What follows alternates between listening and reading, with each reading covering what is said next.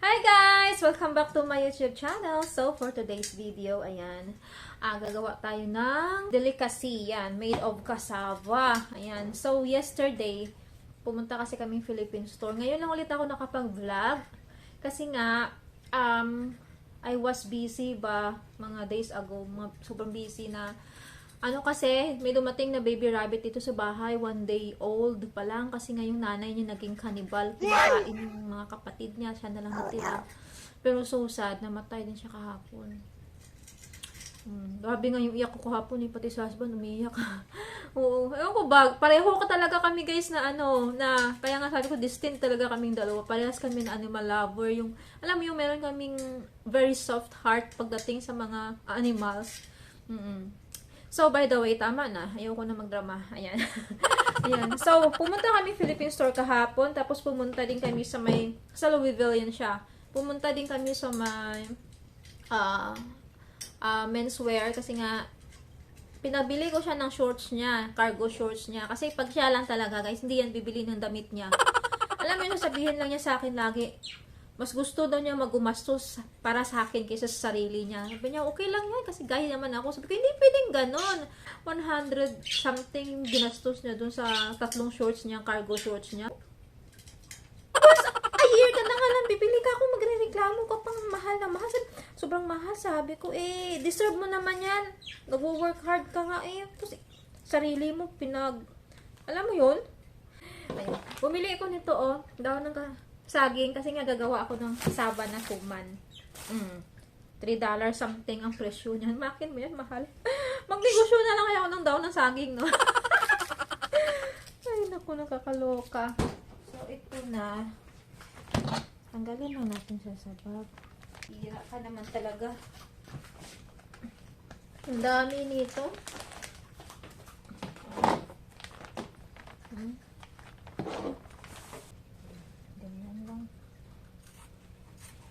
Ano pa natin to sa apoy, ha? Para hindi siya mag-crack ba? Hindi siya mag-crack. Kailangan iganggam sa apoy. Ito yung ginagamit namin dati guys sa province kapag pumapasok kami sa school. Napaka-useful ng dahon ng saging kasi syempre, di ba, ang kabataan namin, mahirap talaga yung buhay namin Wala kaming, ang gamit namin baunan, dahon ng saging kasi wala namang we are not, we can't afford buying the lunchbox, something like that, and we can't afford also, we can't even afford, buying one pad of, paper and 1 piece of pencil. So, how much more ang lunchbox? Diba? Baunan. Wala talaga. Hindi namin kaya yan.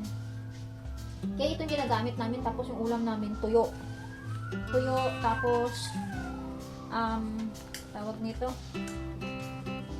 kanin, yan lang. Nakaka-relate din siguro kayo kasi halos mga bata nun nakaranas ng mga ganun bag nga namin nun guys, sako lang Alam mo, mas maganda yung nararanasan yung ganun ba kasi someday may ikikwento ka talagang magandang alam mo yung sitwasyon, malungkot na buhay pero minsan may sobrang malungkot pero masaya, ganyan. Ito din kasi dati yung ginagawa namin ng bata. Siyempre nga, wala ang bigas, sumuron kamuting kahoy, kamote, ube. Tapos yung nakakalason na guys, ewan ko kung alam nyo yun. Yung nakakalason na root crops.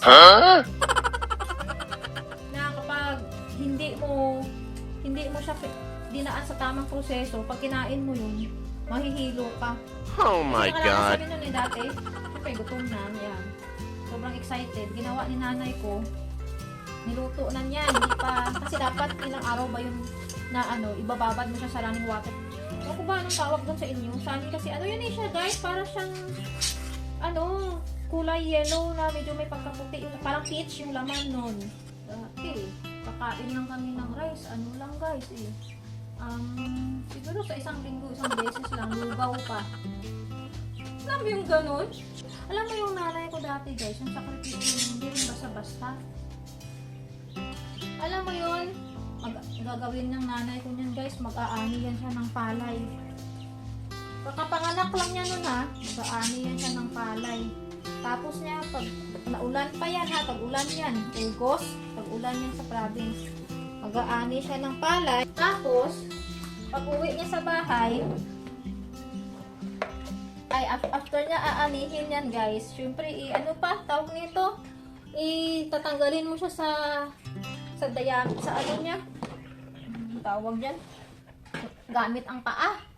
And then, syempre, kapag okay na yon, uuwi na niya yan sa bahay. Syempre, yung pala, hindi na bilad, basa, ganyan. Gagawin niya, isasangag pa niya yan sa kawali. After niya isangag, it will takes maybe ilang oras din bago maluto yan sa sangag niya. After niya yan isangag, guys, babayuhin pa niya yan. Magbabayo-bayo pa siya. Ganyan. After niya magbayo, tahip-tahip na siya. Tahip na. After niya tahipan, saka niya palulutuin. Gagawin niya, guys, kapag luto na yung kanin, gigisingin niya kami para kumain. Tapos ang ulam lang namin yan, tuyo. Ganun. Minsan wala pa nga eh. Ganun, asin lang, tsaka mantika. Ganyan. Kaya siguro mga baby face kami guys, kasi ganun lang ulam namin ng bata kami, asin, mantika at asin. Diba? Kaya, alam mo yung nanay ko, kasi kinento ko yan kay husband eh. Alam mo yung sabi ni husband? Deserve talaga ng nanay matulungan. Kaya, minsan kahit wala kaming, minsan pinagkakasya namin yung pera namin dito, babayaran lahat ng bills. Alam mo yung husband, di yan nakakalimot. Sasabihin niya, send natin, padala natin si mama. Kasi alam niya yung sacrifice ng nanay ko eh. Although, marami namang, hindi naman perfect yung nanay ko. May mga pagkakamali siya sa buhay. Pero sa mga sakripisyo niya mula bata kami nung namatay na yung tatay namin kasi 5 years old pa lang patay na si tatay. 5 years old pa lang ako. Si ate ko 9. 9 that time ba? Mag-turn into 9. Yun. Tapos, ang kasunod ng kapatid. Tapos yung bunso namin sa tiyan pa ng nanay ko. Nung namatay si tatay, nasa tiyan pa lang ng nanay ko yung bunso namin, 3 months. Yan, never kami lumaki na halahay. Ang bata kami, nakaranas kaming matulog sa palayan. Alam mo kung bakit? Binagyo kami. Ang lakas ng bagyo, yun yung malakas na bagyo that time eh. Na, yung bahay namin may akasya yun. Yung bahay namin parang ano na yung pag ano na oh. Yan, hindi pa siya straight na ganyan.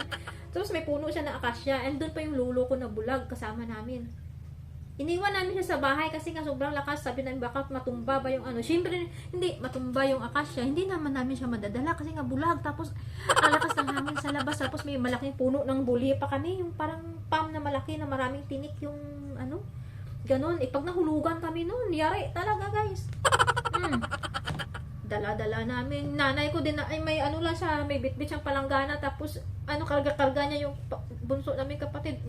Wala pa din isang taon yung bunso namin eh. Alam mo yun, tapos nagpapandong lang siyang ganyan. Lakas ng hangin! Naghiwalay kami sa palayan. Kasi yung kapatid ko at ako, yung kasunod sa akin, ayun, magkasama kami, tapos namatay yung ilaw namin. Siyempre, ikaw ba naman, magdadala ka ng ilaw, walang flashlight. Mahirap ang buhay, walang flashlight. Magbibit-bit ka ba naman ng ilaw sa gitna ng bagyo at ulan? Pupunta kasi kami, dapat mag-evacuate kami, papunta sa bahay ng neighbor namin. Alam mo yun, yung bahay ng neighbor namin, dyan nasa taas banda ng bahay namin. Sumisigaw kami para tulungan kami. Hindi naman nila kami maririnig guys, kasi nga, ikaw ba naman maririnig mo yung bagyo, yung hangin na sumisipol. So, ganyan na tapos ang lakas ng ulan. Walang makakarinig sa amin. Kaya ginawa namin, doon sa Milubangin, liblib, doon kami nagtipon-tipon na 5. Tapos alam mo, nakatulog kami guys. Doon kami inabutan ng umaga. Nalaman namin na doon, dyan lang pala kami sa baba ng bahay, ng kapitbahay namin. Nandyan na. Diba? Inabutan kami ng umaga, ganyan. Tapos yung kapatid ko bunso, yung ilong nun, talagang parang nagbabubbles na pumuputok-putok. Sinipon, ganyan. Baby bo. Pero alam mo, after nun, hindi kami nagkasakit. Marami man yung protection ni Lord sa amin nun, guys. Tapos, sinasabi lang ng nanay ko, tinatawag niya yung bunso namin na karga-karga niya. Jing, Jing. Tapos sumasagot lang siya, hmm? Tapos pag uwi namin sa bahay, umaga na, nakita namin, bukang liwayway. Umuwi kami, yung lulo ko, andun, kumakanta-kanta. Ganyan, tapos yung bahay namin hindi naman natumba, hindi naman nabagsakan ng akasya or something. Grabe man yung proteksyon ni Lord sa amin. Ay, naku. Kung sa hirap lang ng buhay at mga karanasan, ang dami. Siguro yung mga naranasan, yung wala pa sa kalingkingan ng naranasan namin. Pero 'di ba, maganda kasi darating yung time na may maikukwento ka sa mga anak mo, sa mga apo mo, na ganun. Kaya hindi naman worth it naman na experience namin yung mga ganun kasi yun yung naging cause para, yun yung naging strength namin ngayon sa buhay namin ngayon. Ganito lang magbalot guys niyan. Very easy. Diba? Ganyan lang.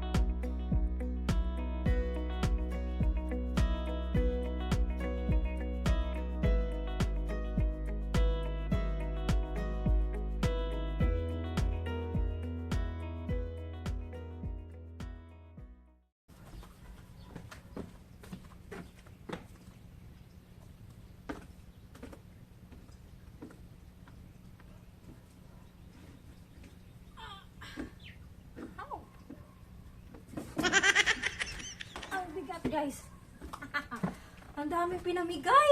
Ang dami na naglilinis ako eh. Bigla na lang may kumatok. Oh.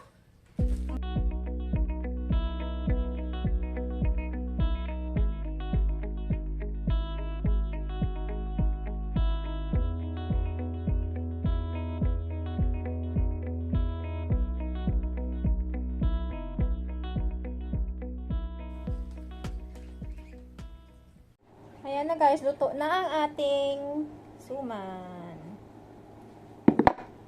Tingnan na natin kung masarap ba. Let's open na this. Actually, habang nagluluto ako nito, habang hinihintay kong maluto, naglaba ako. Laba ako ng mga pillowcases tsaka beddings. Kasi nga, sobrang init sa labas. Sayang yung panahon ba.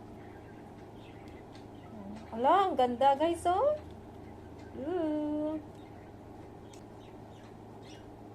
Ang ligat. Masarap sana ito kung may niyog na kasama. So, yan guys. Tapos na ako sa lahat ng aking ginawa ngayong araw. So, tinawagan ko si husband. Ayan, sabi ko, maraming binigay dito na blessing si neighbor again. Sabi ko, yung bell peppers. Sabi ko, sabihin mo sa mga ka-workmate mo kung sino sa kanila yung gusto ng bell peppers. Ang dami. So, kailangan din nating i-share yung blessing sa iba. So, yan, sabi niya, sige, yun. So, may mga ka-workmate siya nagsabi na dalhin na lang bukas yung mga bell peppers at saka mga noodles. So, that's all for today's video. Gusto nyo? Punta kayo dito. Bye!